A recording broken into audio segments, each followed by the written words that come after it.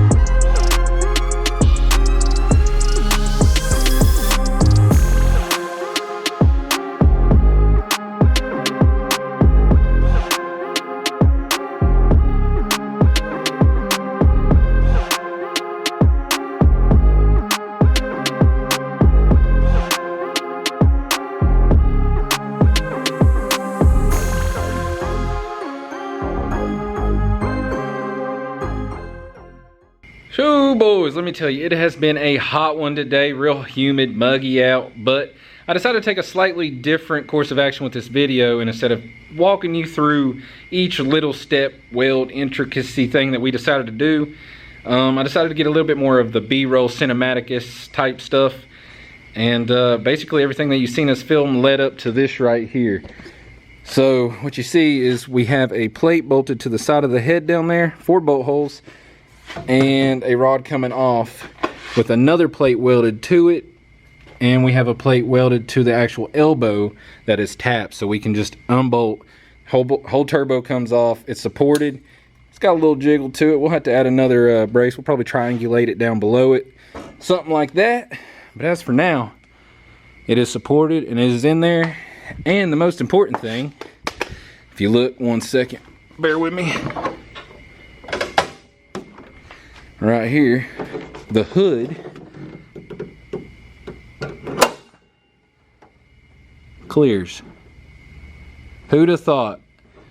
That thing sits so high up in there, but it still clears the hood. Ain't even rubbing, so that is a plus.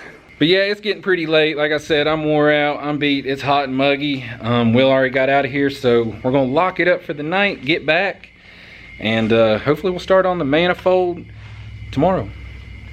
Hey y'all, so next day, as you can see, we got the turbo switched over from the van and mocked up over here on our spare engine. This is exactly where it would sit in the van. So from here on out, we ain't got to worry about anything moving like that. We can start building each runner to the collector and whatnot, which is what we're getting ready to do now. We just swapped the blade over on this dry cut saw to the stainless steel blade, and we're getting ready to try it out. We ain't never tried it before. These are dumb expensive, but it's kind of needed for this stuff without destroying these blades. So fingers crossed these do pretty good.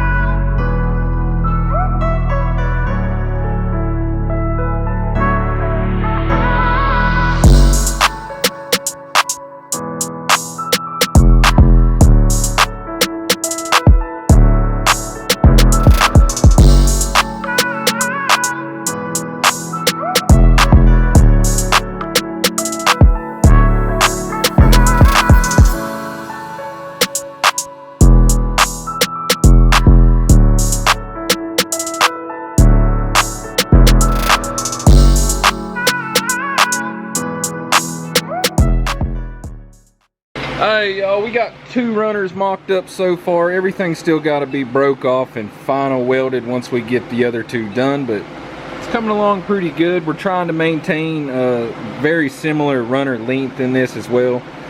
So, so far so good.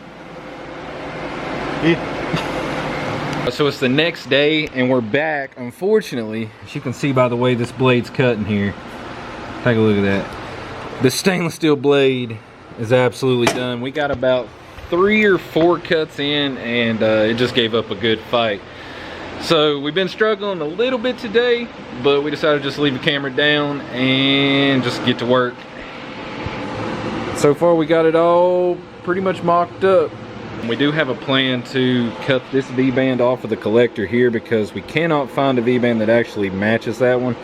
Plus he wants to do some pie cuts to get it in a little bit better position for where it's going to come out here.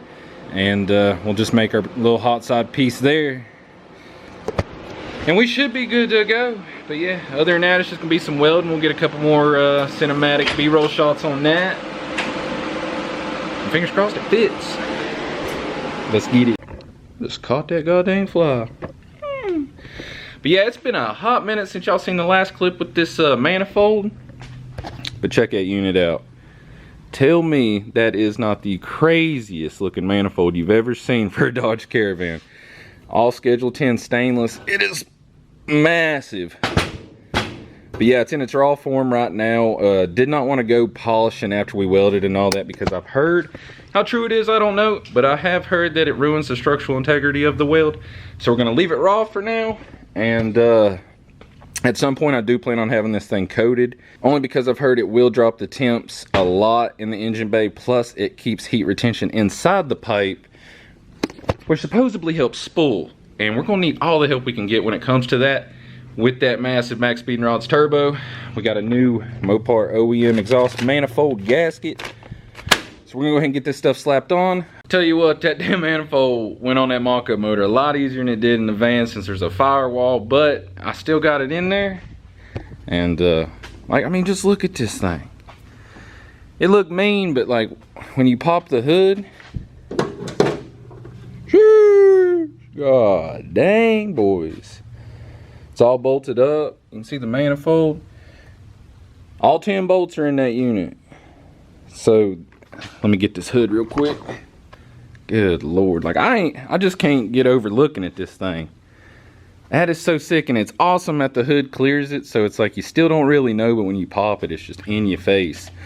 But yeah, basically all we have left to do is toss the wastegate on there. It's sitting right here. I might weld this 45 on there just to cock it in a little better position right there so it's a little more visible.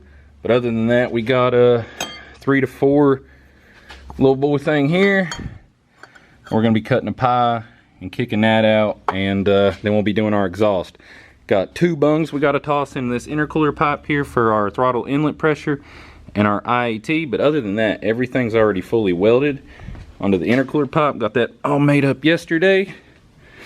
All new Mishimoto couplers. Of course the camera ain't gonna focus, but we got a slew of them boys.